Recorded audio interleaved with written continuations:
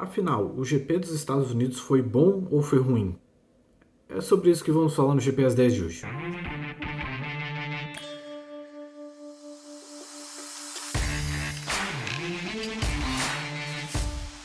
Fala galera ligada no Grande Prêmio, tudo bem com vocês? Aqui quem fala é o Gabriel e esta é mais uma edição do GP às 10. No vídeo de hoje a gente vai repercutir um pouco aí do GP dos Estados Unidos, uma prova certamente decisiva para o Mundial de Fórmula 1. Teve aí vitória do Max Verstappen, ele abre 12 pontos de vantagem aí para o Lewis Hamilton, faltando 5 corridas para o fim do campeonato. Certamente uma corrida crucial, foi uma corrida crucial para os rumos dessa temporada que está bastante movimentada. Mas o que eu vou falar um pouco aqui hoje é sobre corridas boas. Afinal, o que tornam corridas boas? Austin foi uma corrida boa? Bem, para mim foi. Eu sempre fico muito irritado quando esse assunto rola, né, de falar sobre o que é uma corrida boa, uma corrida ruim, porque eu acho que existem muitas falhas de análise de como se enxerga o automobilismo, especialmente se a gente pegar o caso da Fórmula 1 com o automobilismo de Grand Prix, né, que tem essas corridas que duram mais ou menos aí cerca de 90 minutos, porque eu acho que a corrida ela dura 90 minutos porque ela tem uma construção a ser feita e isso é muito importante. Então, sempre que a gente tem uma corrida um pouco mais morna e tudo mais, sempre vem os comentários de que tal corrida foi ruim, tal corrida foi chata. Mas será que foi mesmo? Será que toda corrida precisa necessariamente ter o elemento de ultrapassagem para ser legal? Bem, pelo menos eu não achei que foi o caso ali em Austin. Para mim a corrida foi legal, mesmo sem ter uma disputa direta, forte ali, enfim, pista a pista mesmo, lado a lado entre Hamilton e Verstappen. A realidade é, a corrida começou muito bem, o Hamilton largou melhor, tomou a ponta, o Verstappen vinha atrás, vinha tentando se aproximar, mas não conseguia, né? A Mercedes ainda tinha um carro muito veloz nas retas, enquanto a Red Bull conseguia tirar bastante, é claro, nos contextos ali das curvas e tudo mais, né? Nas baixas velocidades, a Red Bull se dava melhor.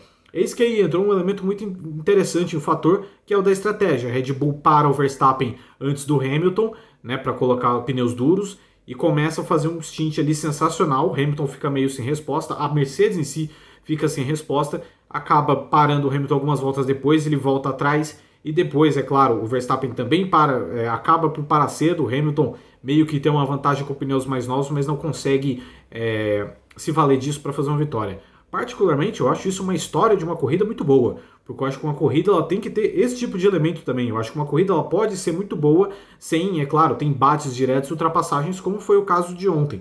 Então eu acho que sempre que a gente tem o elemento da estratégia, o elemento da tensão, que eu acho que é sempre muito legal, da forma de se construir uma corrida. Uma corrida tem que ter tensão. E eu acho que isso os Estados Unidos teve, e acho que por isso foi uma prova muito legal. De você ter o Hamilton ali, saindo 8 segundos atrás do Verstappen, cortando aquela vantagem, nas voltas finais chegando ali na zona de DRS, mas cometendo alguns erros que custaram a possibilidade de um real ataque.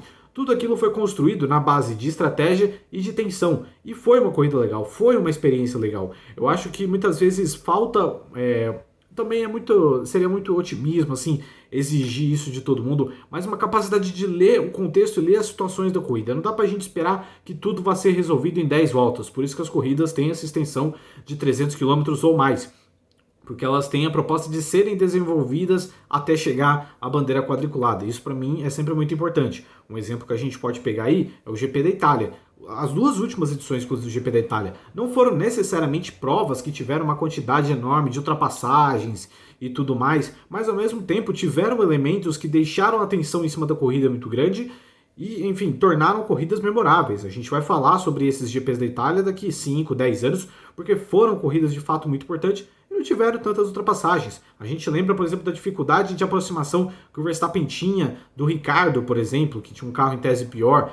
Enfim, se você só ver a corrida e esperar, enfim, se você fizer, na verdade, uma análise precipitada da corrida, simplesmente sem levar o contexto, sem levar que os carros ainda vão parar, que os carros ainda podem mudar de ritmo, que ainda pode ter um abandono, um acidente, que alguém pode errar, tudo isso torna meio desgastante essa experiência de debater corridas em si.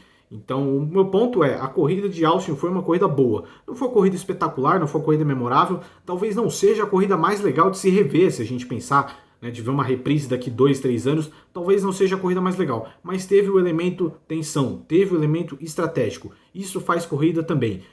Irrita muito, na verdade, pelo menos no meu caso, me irrita muito ver como existe uma exigência muito grande de que o automobilismo propõe entretenimento a todo instante, né? A gente não vê isso no futebol. Se o futebol tem um jogo que começa e os primeiros 10 minutos não tem nenhum gol, ninguém reclama. Ninguém vai lá e sai jogando pedrada dizendo que o jogo é ruim. Se, sei lá, você tem uma luta, por exemplo, se os dois primeiros minutos de uma luta de boxe forem mais mornos, não justifica também se sair falando já que a luta é ruim e tudo mais.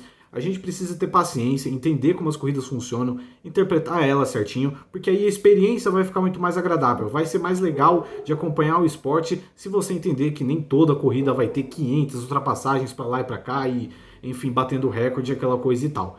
Claro, a Fórmula 1 merece muitas críticas, sim, por diversas coisas, né? O formato, é claro, dos carros atuais, a dificuldade de aproximação, a quantidade, a diferença, né, que a gente tem hoje entre duas equipes pro restante do grid, tudo isso merece críticas. Mas acho que algumas corridas são boas sim. A gente precisa ter, claro, quem sabe, uma leitura melhor das coisas para poder aproveitar o esporte que a gente tanto gosta.